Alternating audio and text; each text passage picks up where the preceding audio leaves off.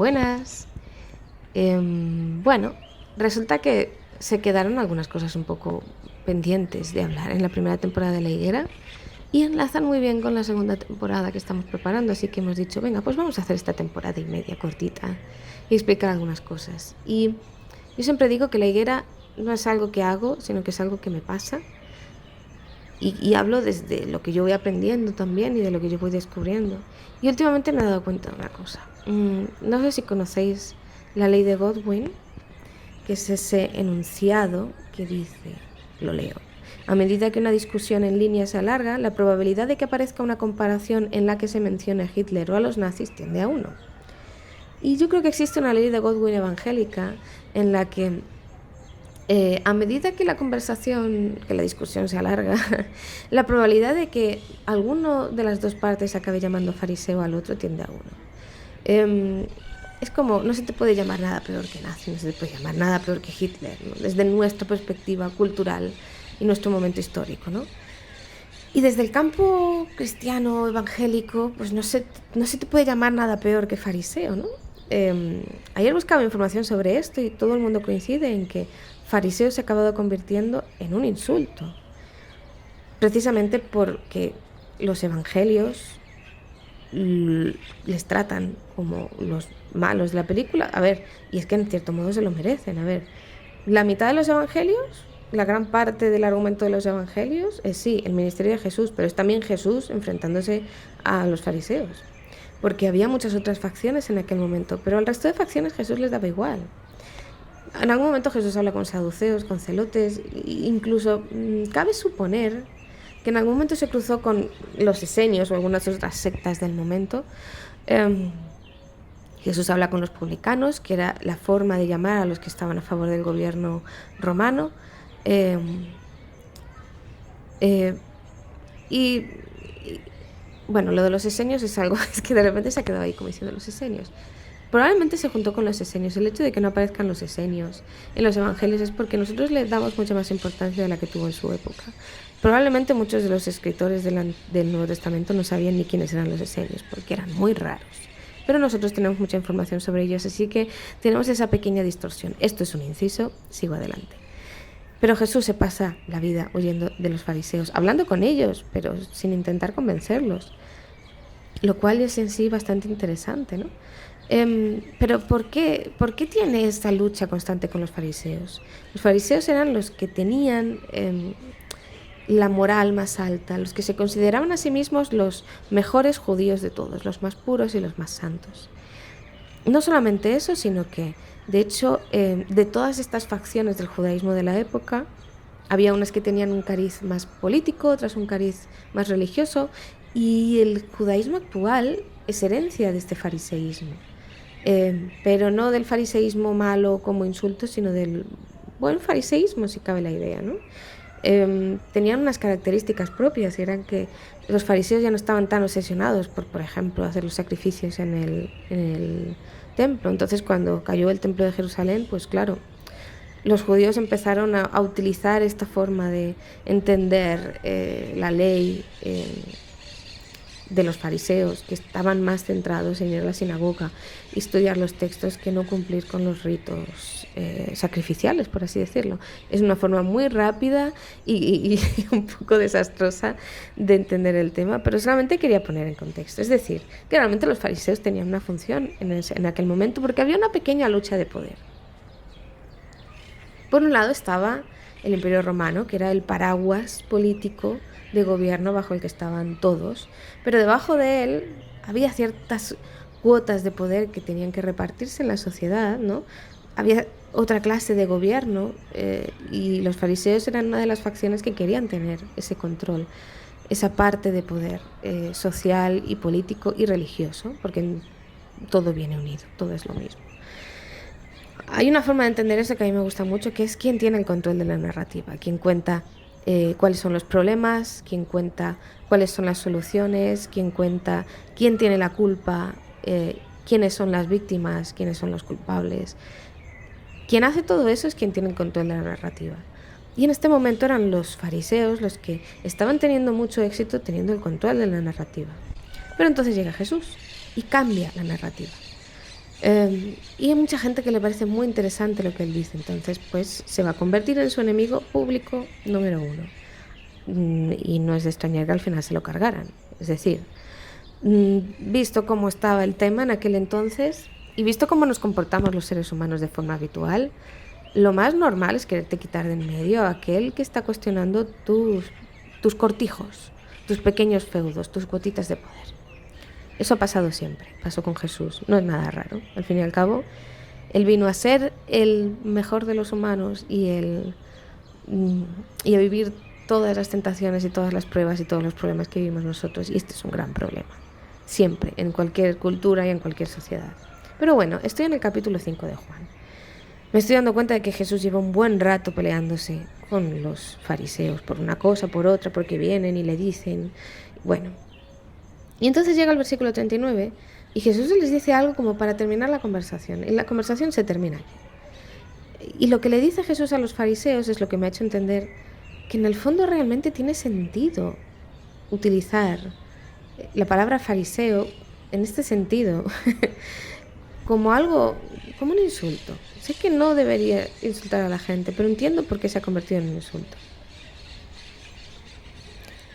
Voy a leerlo en la Nueva Versión Internacional.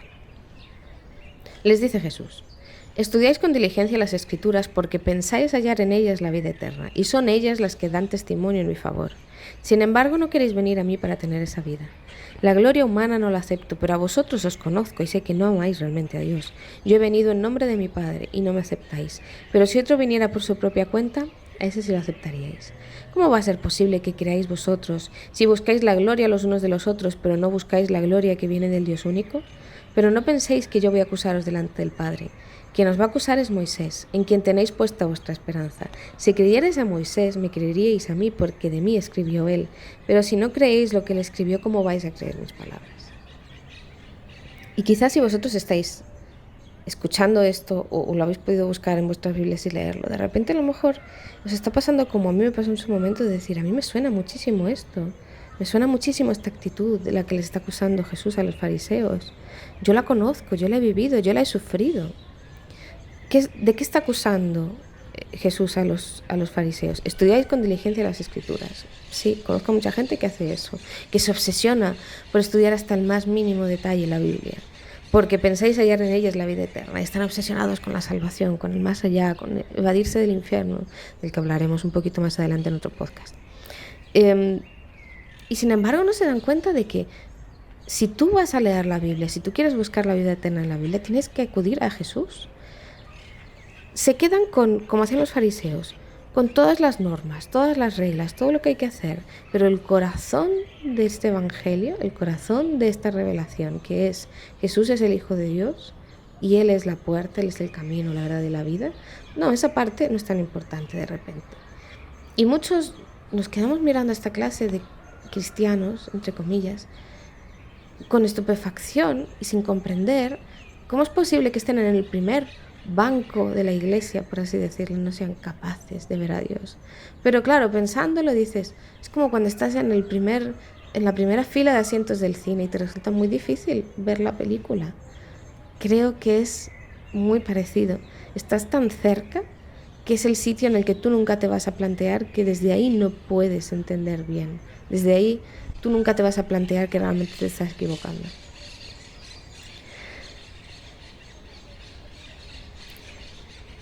Los fariseos estaban buscando la vida eterna y es Jesús quien tiene la vida eterna, pero los fariseos no quieren ir a Jesús a tener la vida eterna. No quieren aceptar sus enseñanzas, no quieren aceptar su palabra, no quieren aceptar que le haya venido del Padre. Y Jesús al final les dice, es que en el fondo no queréis la vida eterna, queréis otra cosa, queréis la gloria los unos de los otros, no os importa Dios. No estáis pensando en Dios, no estáis pensando en honrarle a Él, estáis pensando en honraros a vosotros mismos. Y veo en esa actitud precisamente lo que hemos acusado a muchos movimientos dentro del mundo cristiano en los últimos tiempos. Están tan preocupados de justificarse a sí mismos, de vanagloriarse de que este me haga caso, de que este me diga, de que para este yo sea importante, de conseguir su cuotita de poder, de tener su pequeño cortijo, de tener el control de la narrativa. Están tan obsesionados con eso que en lo último en lo que piensan es en honrar a Dios y en buscar a Jesús para tener vida eterna. No les interesa, porque no es su fin es tener el control de la ideología, de la política, de la sociedad, y no tener una vida interior santa, ni tener una vida en comunidad fructífera. Pero la parte que más me ha impresionado de este trocito de los evangelios es, no sé, esa respuesta que les da Jesús en el versículo 45, que yo no puedo evitar ver el sentido del humor ahí, ¿no? Porque no sé de dónde ha salido este Jesús diciendo, mira, es que yo no os voy a acusar de esto. No voy a ser yo quien os acuse, os estáis acusando vosotros mismos. Cuando a partir del versículo 45 se refiere a Moisés, es un poco, aquí utiliza un poco la metonimia, ¿no? Jesús frente a Moisés, ¿no? Cuando Jesús dice somos lo mismo, estamos hablando de lo mismo, estamos señalando al mismo lugar, que es a la salvación del Mesías, ¿no?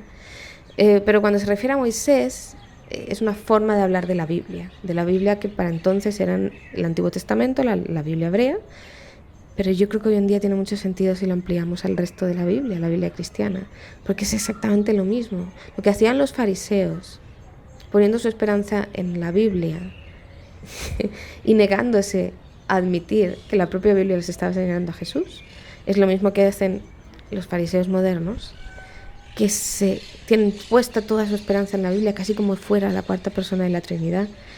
Casi no, por encima de las propias personas de la Trinidad, y se olvidan de lo que está diciendo Jesús. Hay muchos de estos fariseos, aunque me sigue costando llamarlos fariseos, pero hay muchos de estos fariseos para quienes la Trinidad es casi una broma. Ellos lo que quieren es que la Biblia les dé el poder, les dé la razón, les justifique y justifique todo el esfuerzo que ellos ponen. Es la gente que se enfada con ciertas parábolas que cuenta el propio Jesús. ¿Os acordáis de la parábola de los labradores? Hay unos que están trabajando todo el día y luego hay otros que solamente son llamados a trabajar al final del día y al final el patrón les paga lo mismo y unos se enfadan y otros no. Eso a ellos les molesta. ¿Por qué ellos son tan santos? ¿Por qué ellos son los que invierten tanto esfuerzo en su santidad, tanto los fariseos antiguos como los modernos? ¿Y quién es este que viene a decirme que eso no tiene valor? Porque lo importante es la gracia de Dios. No es lo que tú le das a Dios, sino aceptar lo que recibes de Dios. Esa es la gracia. Y se molestan porque todo su esfuerzo no sirve para nada. Y ellos quieren que su esfuerzo tenga un valor.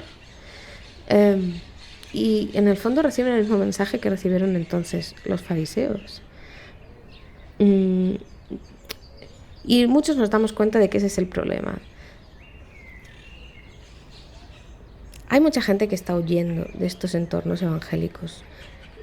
Ultrafundamentalistas, llamémoslos así. Pueden ser de un extremo del espectro o del otro extremo, pero son muy fundamentalistas y muy radicales. Y hay mucha gente huyendo de estos entornos porque son tóxicos.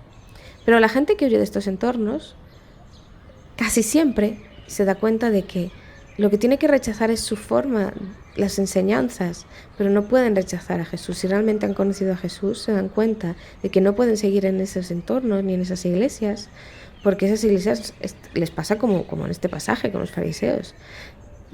No están honrando a Jesús, no están honrando ni tan siquiera la propia Biblia en la que dicen creer.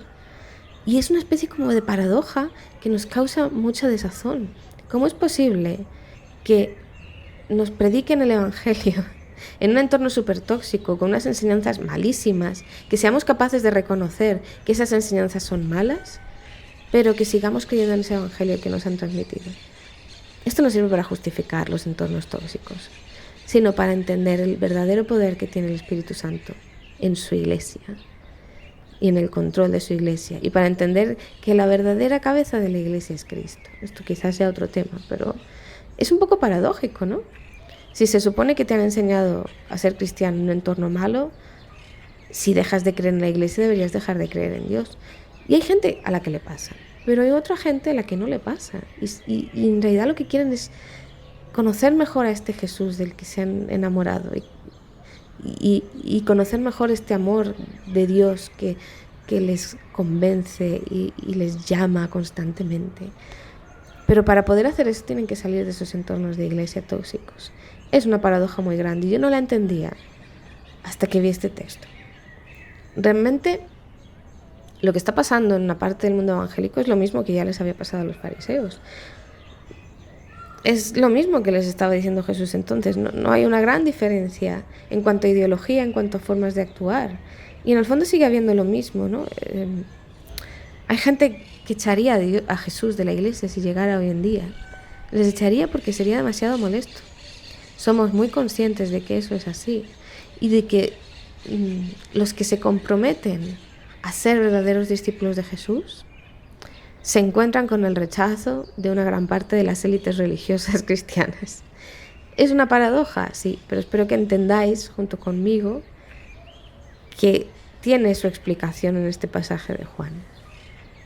Creo que para mí es un gran alivio poder encontrarme con esta explicación, no para acusar a los demás, sino para colocarlos en el sitio en el que se merecen y no dejar que sus imprecaciones, sus insultos, sus coacciones me acaben afectando, porque lo hacen, lo han hecho durante mucho tiempo. Esta gente que viene con su violencia verbal, con su violencia digital casi, a intentar controlar lo que dices, a intentar monitorizar lo que estás haciendo, porque ellos necesitan tener el control. No se diferencian en nada de los fariseos a los que Jesús acusó, y Jesús les quita toda la autoridad. Así que yo tengo derecho a quitarles toda la autoridad. No les odio, no estoy enfadada, no me siento mal, no tengo amargura, pero he visto la verdad de lo que hay detrás, como dice Jesús aquí. A vosotros os conozco, y a nosotros se nos ha dado la capacidad en Jesús de conocerlos. Y hemos visto la verdad de lo que hay detrás. Y a partir de ese momento es absolutamente imposible que sus ideas o sus argumentos puedan convencernos de nada. Y supone una libertad preciosa y absoluta. Nos vemos el próximo día.